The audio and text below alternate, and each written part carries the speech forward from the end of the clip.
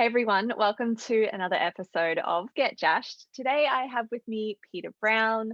Peter is a body transformation specialist of 13 years, has run and owned his own business, worked extensively in the health and fitness industry, and now focuses on working with mums, helping them build a better body than the one they had before having babies.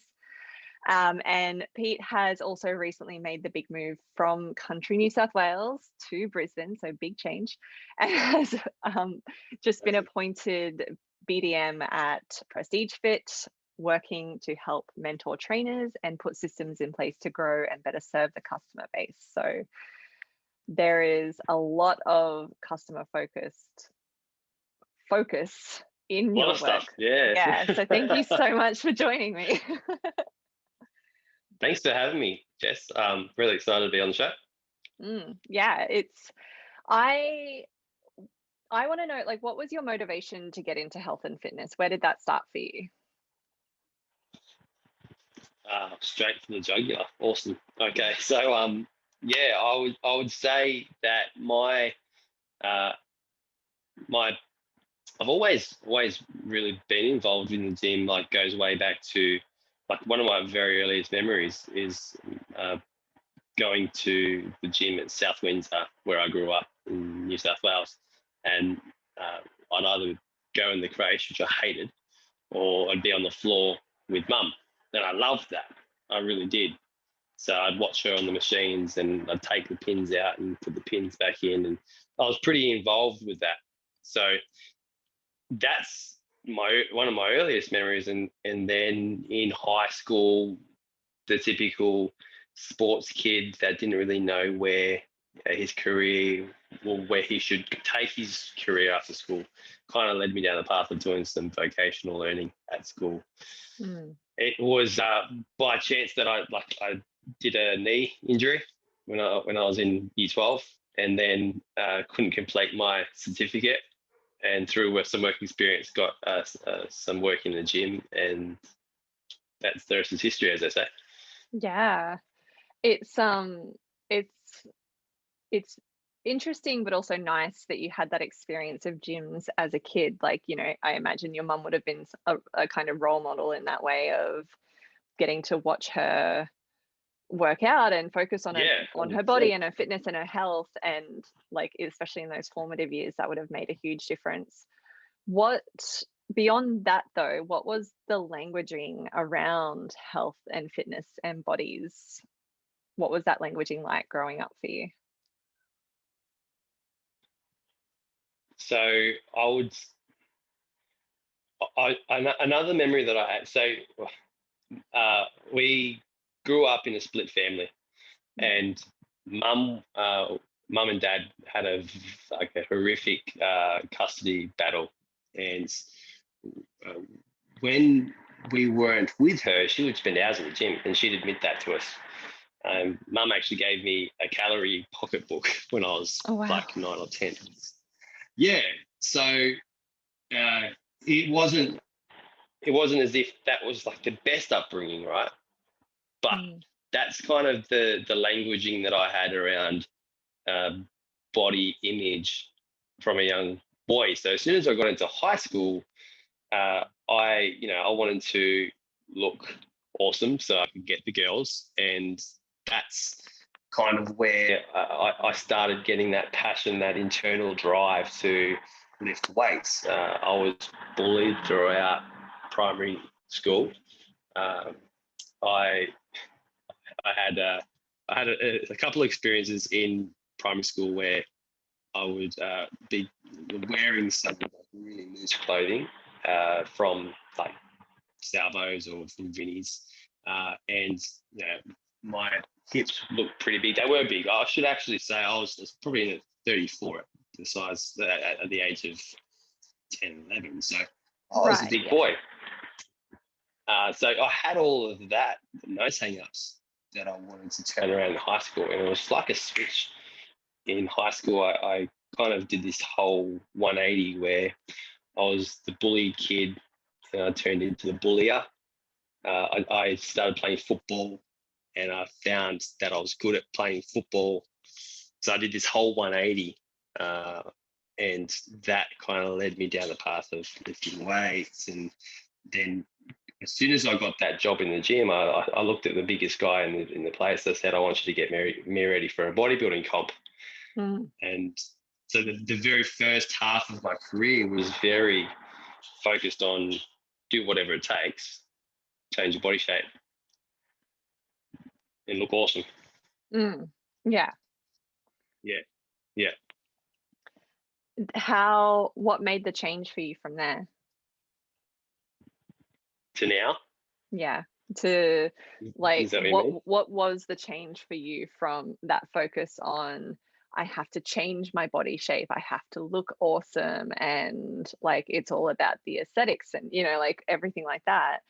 Where was that change Mm. to what you do now with the work that you do with mums, and what was that change also?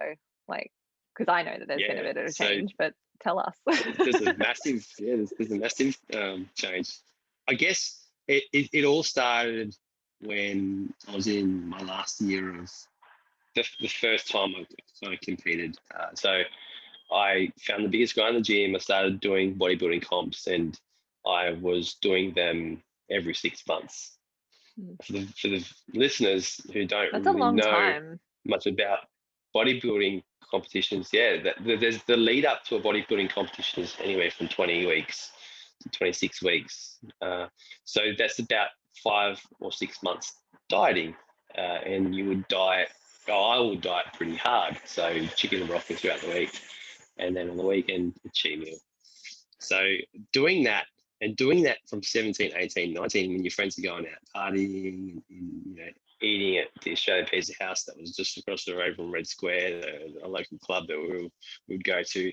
Like it was really, for half of the year I'd be like, oh no, I'm not drinking, I'm not touching anything. And the other half of the year I was binging on food and drinking because I was able to.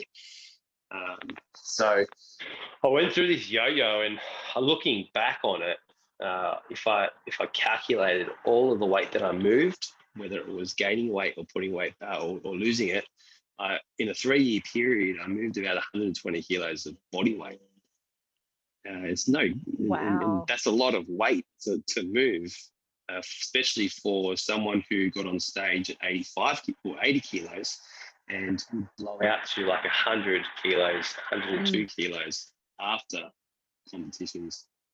So you could probably say that was a point at which I got to in the last year of doing that, where I was like, oh, there's got to be a better way. There's got to be a better way to do this. And that's where I started my learning journey, on rather than relying on blogs and relying on Google, relying on forums.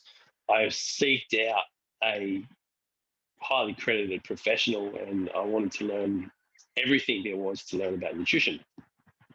By that point, I was actually pretty jaded by the fitness industry at the same time. So you have all of these things coming together, and those pivotal points in life where things change and take a course direction, at the same time as me realizing that there must be a better way, or asking that question.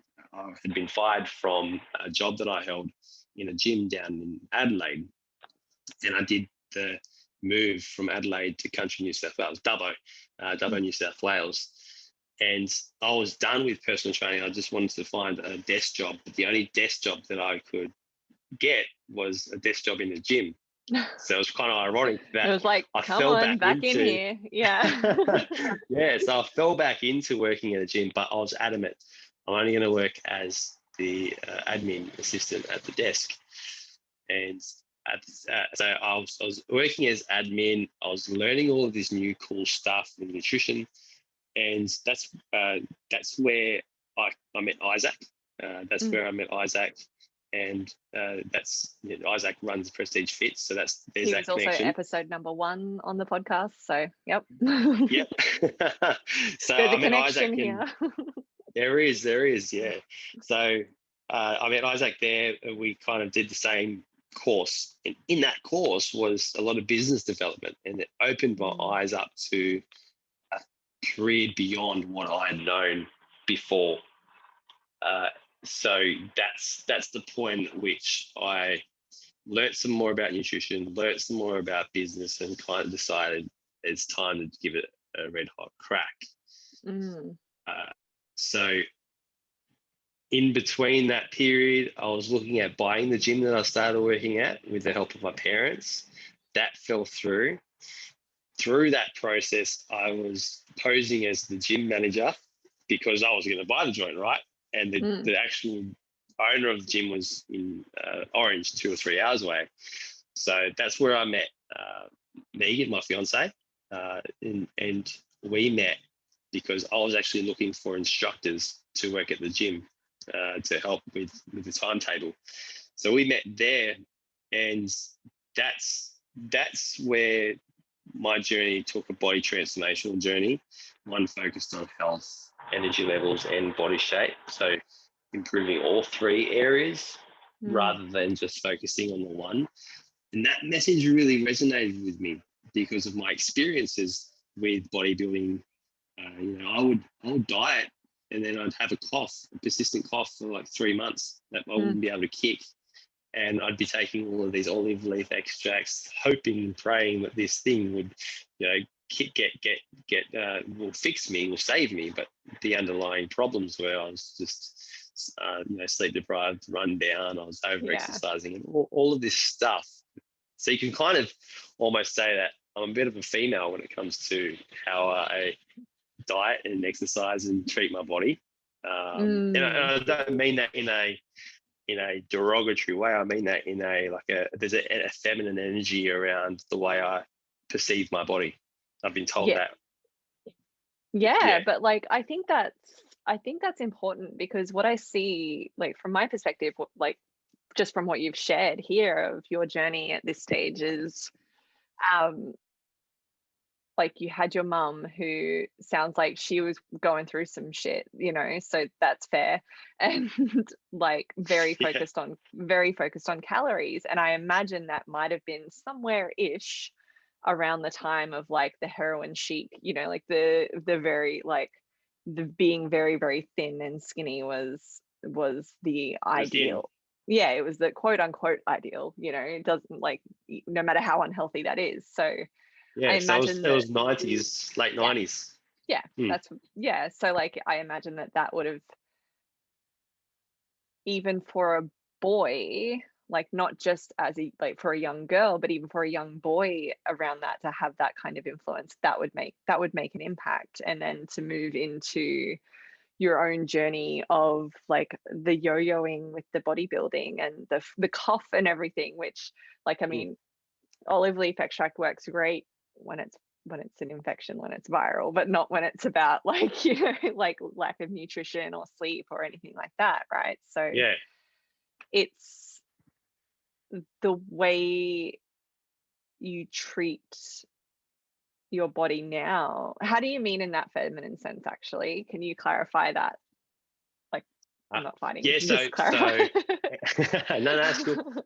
I guess when I look in the mirror, I'm very judgmental of myself. Like I'll look down at my stomach and I'll hate the rolls. I hate my hips and my legs. Like I hate the fact that I've got these huge legs. I've learned to embrace them, right? Coming into my 30s now.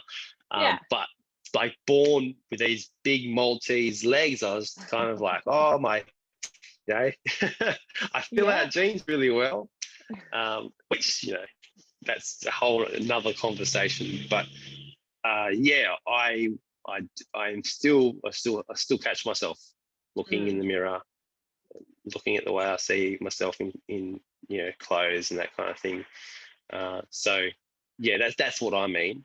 Yeah, no, that's what I thought you meant. I just traits. wanted to clarify that rather than assume. But like moving into that space is like, I imagine it's probably why you resonate so well with your client base who are mums, like often newer mums even. But like I imagine that works really well to help you resonate with them. But I also wonder if it is obviously it's probably not exclusively, but I wonder if it is more of a feminine trait or if it is a thing that men or males experience that just isn't spoken about in the same way either. Yeah, I would agree. Yeah. I would 100% agree. I think you've nailed it there, because it is like stereotypically feminine to do those things. But I think, yeah, males 100% do it. Yeah, like, because when you were listing them, I'm like, yep, like, tick, tick, tick, got it, like, same, right? But Yeah. at the same time, yeah, let's talk about that, because what's the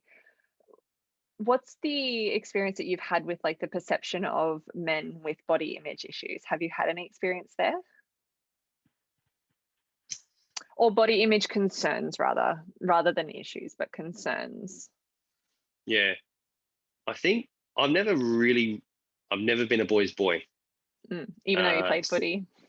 yeah, even though I played Yeah. footy, I was never really a boy's boy. So I tried it on, like I tried that hat on.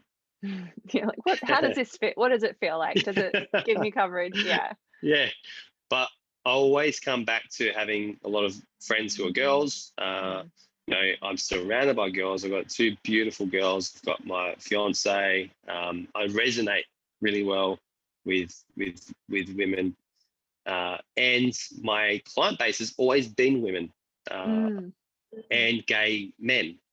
Mhm. That's been my massive pull. Like I'd pull those kinds of clients that'd be attracted to me. And when it comes to actually working with manly men, I wouldn't say that I've ever really gelled Yeah. with them, because I don't know whether or not it's a mask that they have out their hang-ups, or like not actually letting their walls down and admitting how I've always been. If I've come across someone, it'd be like, oh, I don't want to look like you. Mm. I just want to look a little bit better than what I do. It's hard to explain. One guy that I got really close with as a client, his name was Andy, and he was actually a stay-at-home dad. He took care of his disabled son, and I could connect with him, and I helped him. But he's probably one in a very, very small few of men that I've been able to kind of gel with in terms of that. Is that answering your question? It's giving me information at least. Yeah, Like, I don't know. like it makes me wonder, like, with the languaging around, like, women, and we've spoken about, like, I've spoken about this with other people on the podcast before, about how women typically have almost been given more permission to experience emotions or feelings in a way very much not, but this isn't the topic, but like, like, we've been given permission, generally speaking, I'm generalizing, but given permission largely, like, that women are emotional, right? It's like, don't be a girl, like, when you're crying, that kind of thing, Yeah, even down to that. So it's almost like there's been less of a permission for men, typically speaking or generally speaking, to acknowledge where they feel shortcomings isn't the word, but, like, where they feel like they might be less than because of their body. mm. And I wonder, like, because it sounds like you were you raised largely with your mum after the Yeah, breakup? Or yeah. yeah. So I spent most of my time with mum. Mm.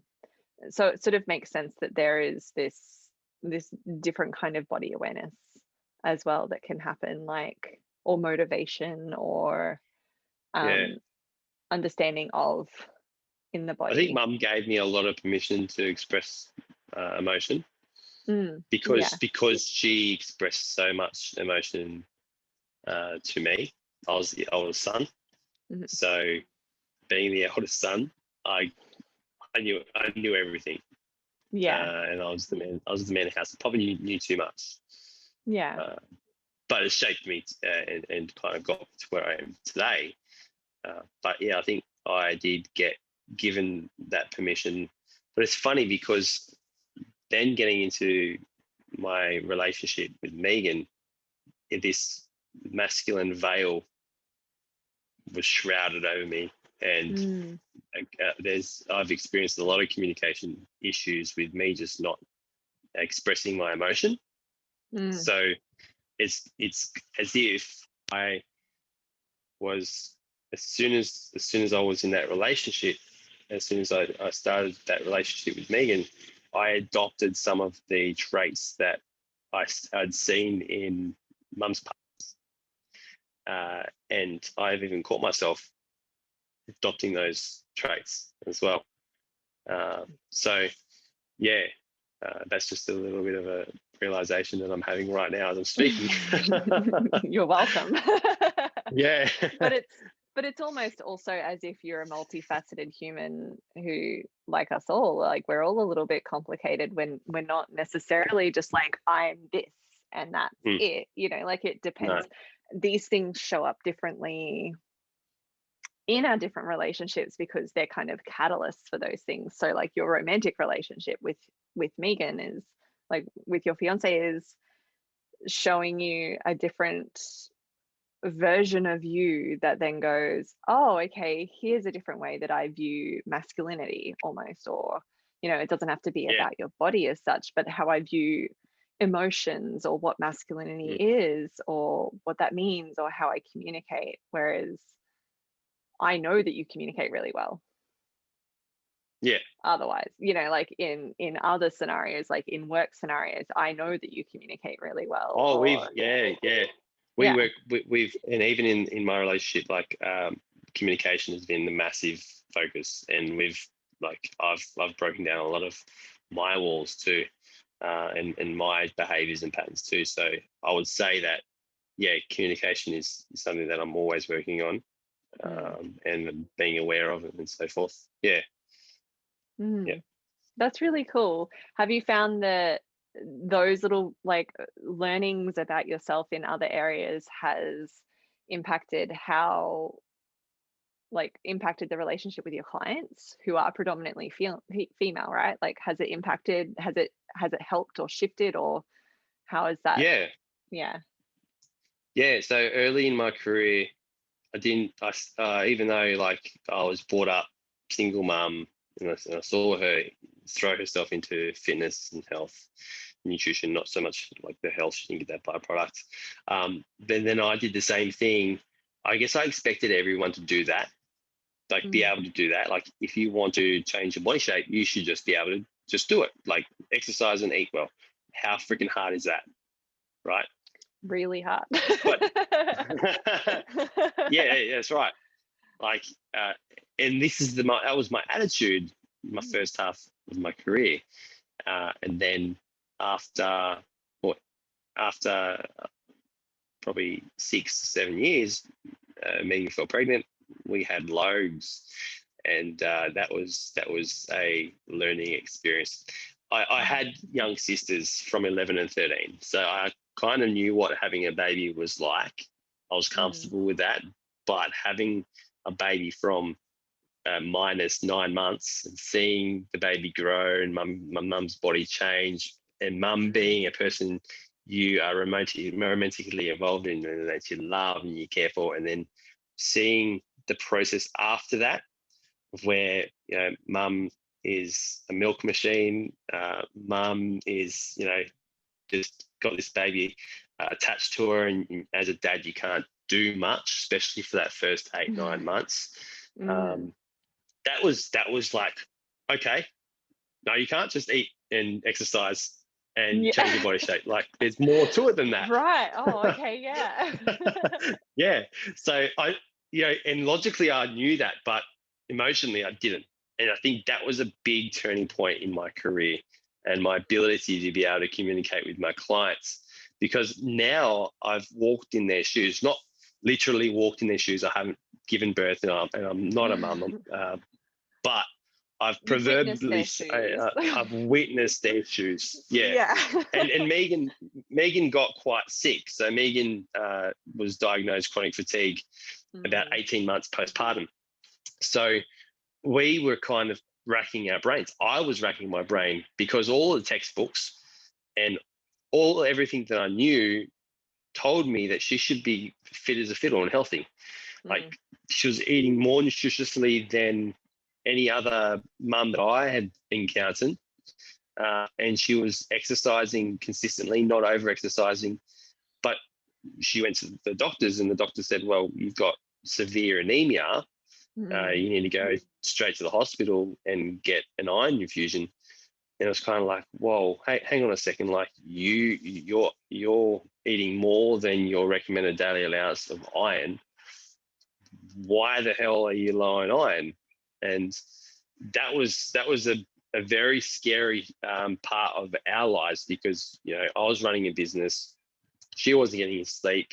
So I had to, you know, sleep on the floor with Logie on a mattress some nights, or I'd be up on the couch sitting with her on my body. We'd take turns. Megan would do the 10 till 2 shift, and then I'd do the 2 till 6 shift, because that was, you know, when I'd be getting up anyway to go to work. So we went through all of that together, and, you know, she battled on, and she was adamant and focused on fixing it. And I'm so grateful that she didn't let the story of, I'm a mum now, this is just what I've got to accept, just define her. Yeah. She didn't let the matriarchal stories, that right how I'm saying it, she didn't let what all of the matriarchs in her life say to her and condition to her be true for her. Yeah. And that's why I love her so much, because she works on herself. And to get through that chronic fatigue period, she had to work on herself a lot, and it came down to getting out of her head, meditating, sleeping better, all of this stuff that underlies and precedes nutrition and exercise, that is so fundamental and so important, that's lost in today's world. And you can eat as healthy as you like, you can train as hard as you want, but unless you've got that sleep happening, unless you've got the ability to repair, then none of the other stuff is going to have any, it's not going to take any hold at all. Yeah. So that's kind of like where my career's gone. It's identifying with mums, because I've dieted and I've binged and I've done all those crazy stuff in the past. Then I've also experienced this with Megan.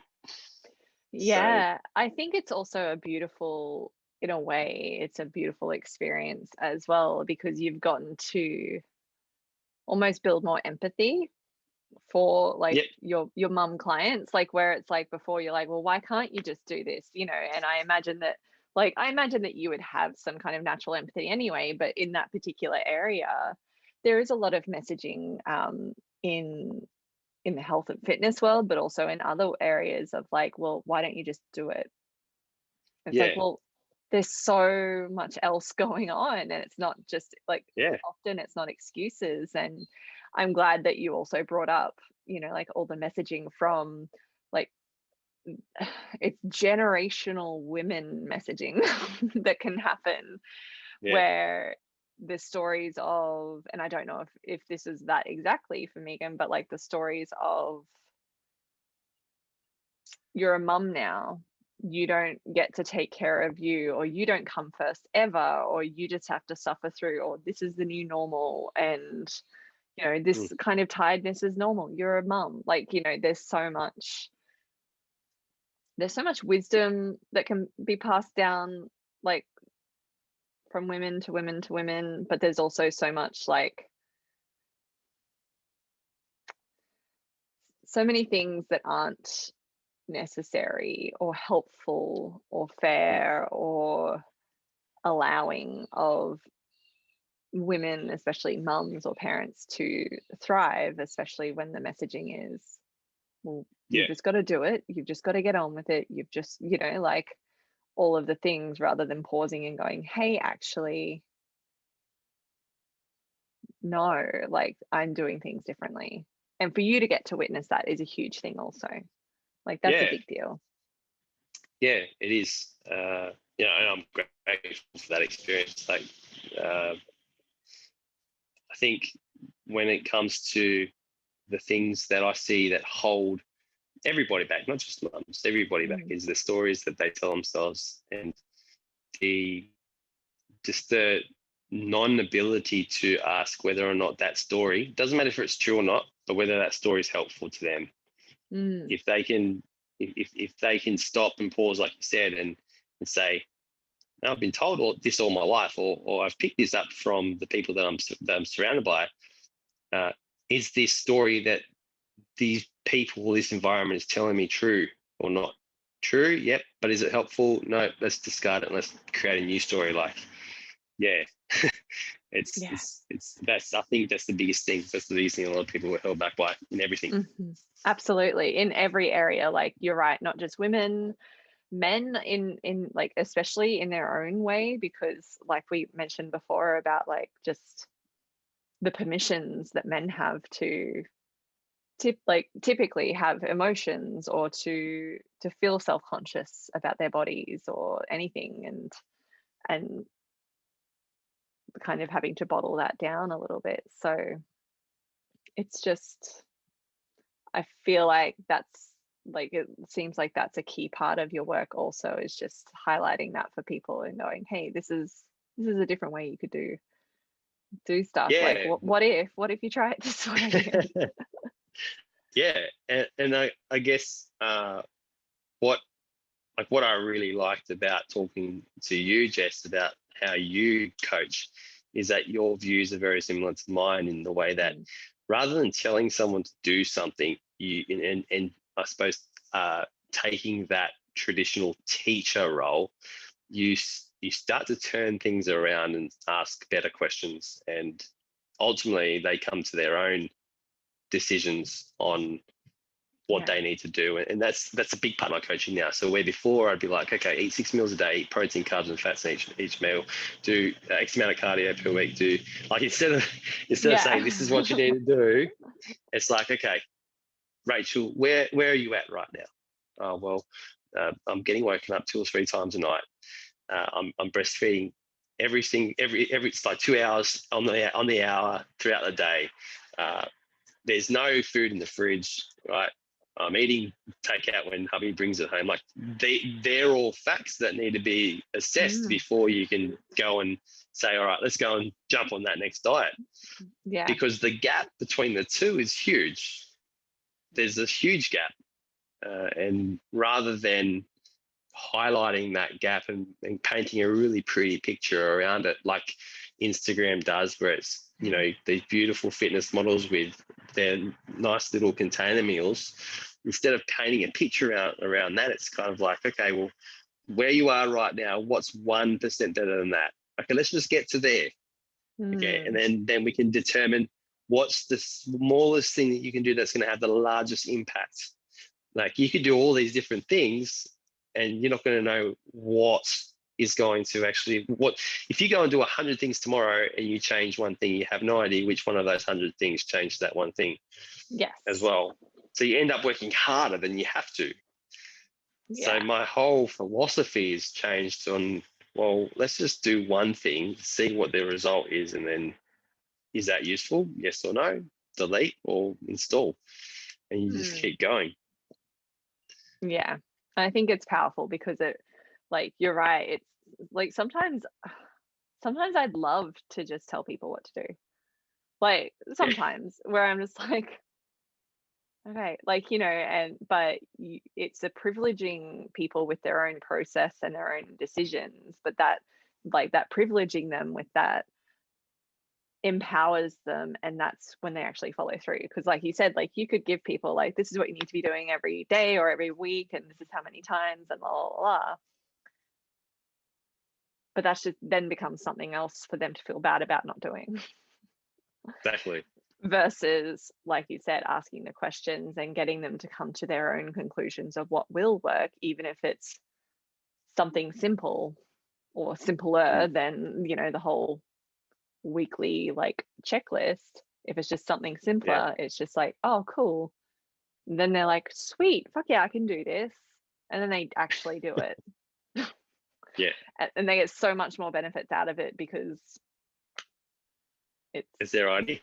it's their idea, exactly. And everyone, Yeah, like, and that's human nature, everyone loves a little bit of that ego, like, of, oh, I did this and I came up with this and this is my idea. And yeah, so that is that is really, really cool. And it's really interesting hearing your journey also, like through those experiences and how they formed where you're at now, and how also I want to point out how you've allowed yourself and your work to shift and change as you learn more, rather than just yeah, staying like this and this and this and only this forever and ever. It's like, oh, I learned this, and yes, it might drastically change a lot about my work. Like, it sounds like there were a few key moments like that where it kind of was this huge change. But yeah. yeah, I think that's really important takeaway too for people, is allow yourself to shift and change as it happens, even if it changes how you do work, whatever your work is.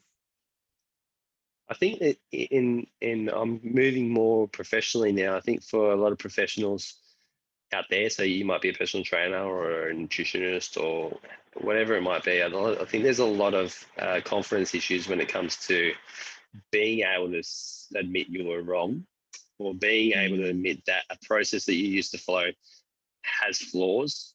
And being an innovator, a lot of people lack that innovative spark that you need to really change and shape yourself as you grow and learn. Mm. And I did for a long time. I was very much like, okay, this is the word of science, this is the word of research, uh, and I held that above, like, science is my religion for a long Mm. time there. And then I realized, well, science is just a guy who's made up a theory and then gone and tested on 30 odd people and found Yeah. some correlations. That's it. And even science is constantly trying to prove itself wrong anyway. Exactly. And, Yeah. and at the very fundamental level, science, that's the beauty of science, is that it's ever changing. And Mm. if you become a scientist of your craft and you start to, rather than keep looking for the research, you start to take that research with some credibility, but then Mm. you go and test and you trial and you see, you form your own theories and you Yeah. hypothesize, and you learn along the way. I think Yeah. that's something that I've learned how to do really well. Yeah. I think, yeah, I can definitely see that in your journey as well. It's reminding me, I was listening to, of course, Brene Brown, like one of her episodes on her podcast yesterday, and it came up about like everyone's so afraid to make a mistake, like, or like there's these companies that want innovation and creativity, but then if you make a mistake, you're out. Whereas Yeah, innovation and creativity, by their very nature, is very much like trial and error almost, like they are very much like, oh, make a mistake, okay, does this work, cool, it works until it stops working, and then okay, like, so it's such this, yeah, and like when we apply that to our lives as well, it's such this element of, even science can make mistakes, because again, science keeps proving itself wrong. So allow yourself to make mistakes, because nothing in that is perfect anyway. And not yeah, even mistakes, but allow yourself to then acknowledge, okay, this worked for me, but now it's not. yeah. Mm. I think back to uh, a story that I read of when NASA tried to get the uh, themselves to the moon. They Mm. got two teams together, and the two teams were in competition with each other to make to figure out as many plausible ways the mission could fail. So Hmm. you had two teams who were tasked and paid millions of dollars to figure out how are the many ways that this mission can fail. So they had to hypothesize and come up with all these different failure scenarios, test it, but make it fail until it was bulletproof. Mm. So by very nature, failure is what pushes us forward and breaks barriers and achieves the outcomes. It's failure, Mm. not success. Yeah, I love that so much, because it's such a good analogy and a good reminder to be like, oh yeah, like that's actually what pushes the envelope, that's actually what pushes our lives forward, not sitting there going, whoo, it's only success because it's not, and at all, No, and it doesn't work that way. and that's the scary thing about. And I don't want to make this like a social media generational bash, but that's the scary thing about having girls and Mm, having, even if you have boys, it would be just as equally scary. But I've got girls, and thinking about the world that they're growing up in now, where the success touch point for success is much quicker. mm, So where when you and I probably grew up, it was kind of like you saw the news or you saw some success on TV, but that was the end point. You didn't really see a lot more success than what you saw on TV or around your little 50 yeah. kilometer radius of your home, where now you can just open the phone up and you've got a highlight reel of everyone's lives, Mm. like all these successes. Yeah, definitely.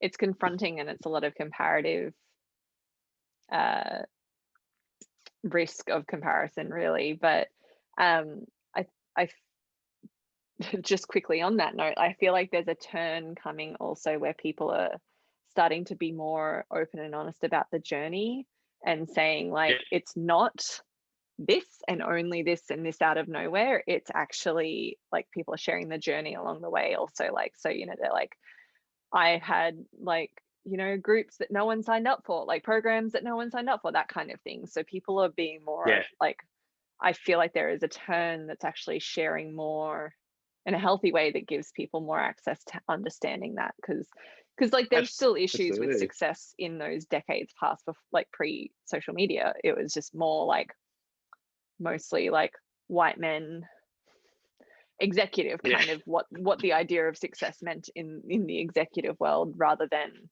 like it's an evolution. The idea of success, I feel like, yeah. is definitely an evolution, and it just takes a couple of decades to get And, there. and and you're right. Like it's a tool that now, well, your possibilities are open wide too. So Mm, there's a lot more that you like. I remember when I first started in this industry, uh, abs and lines and veins and mm, being really lean. That look was very underground. It was very underground. It was just this bodybuilder that wore a big baggy t-shirt and looked great on stage once a year.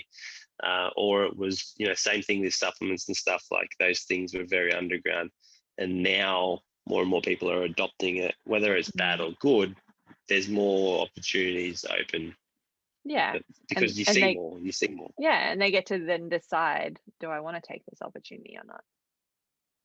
Yeah. Mm.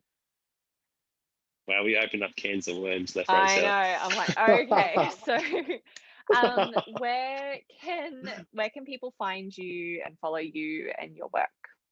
Speaking of socials. Yeah. So on Instagram, I'm J-Leigh, 2 underscores. That's cool. That's actually It's the something that best. mean. It's the best handle. Like it's just like Is it? It's it's really so funny. so. I just like when I So first saw it, I was just like, Dadly. yeah. So Yeah. I had the idea. Megan had Mumley Mm. after I had the idea, and then I went away from it. I thought it was a bit too cheesy, and she stuck with it. And the whole Dadley Mumley thing is like, It's you're a an brand. athlete of Yeah. life. Like, Yeah. mums and dads should be swinging on monkey bars, and they should be able to Hmm. sprint after a stray child, and they should be able to save their 3-year-old that's stuck at the top of a slide instead of yelling out and going, "Come on, get down!" Yeah. Right? Yeah. Exactly. So that's that ethos there, and I suppose that's where you can find me on Instagram, dadlate__, or on Facebook, Coach Peter Brown, uh, Facebook page. Yeah, I've got some other cool things happening. Those are the two main Mm. areas that you can find me. You find Awesome. everything else after that. Yeah, I'll include them in the captions and the show notes as well. But thank you so much for your time and for sharing your experience and that journey, that I think is a really useful highlight to people to recognize their own journeys in that as well, and to be okay with that too, because so often, like you said at the end there, like we keep looking at like what the success is versus actually the success is moving through the journey itself. So thank you so much for joining and for sharing and for chatting with me today. I really appreciate it. My pleasure.